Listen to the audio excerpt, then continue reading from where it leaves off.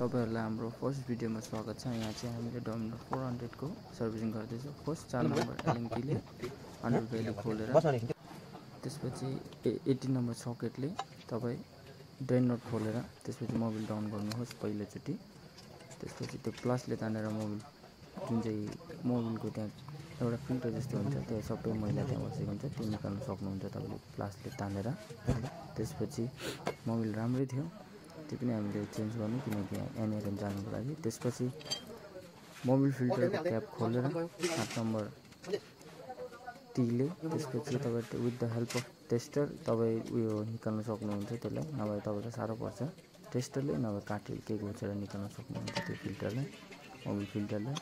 After that यो Mobil चाहिँ यतिकै निस्किँदैन, सो अलिकति बाइकलाई लिन गरेर तपाईले निकाल्न सक्नुहुन्छ त्यसलाई।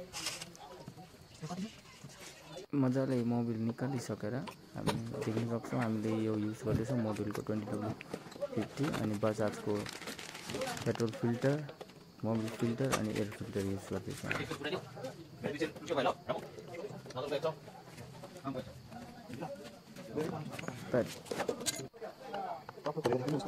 अरे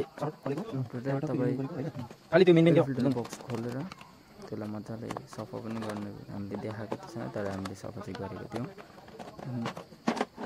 एयर फिल्टर बक्स खोलेर देख्न सक्नुहुन्छ तपाईँ कति मैला जमेको रहेछ एयर फिल्टरमा।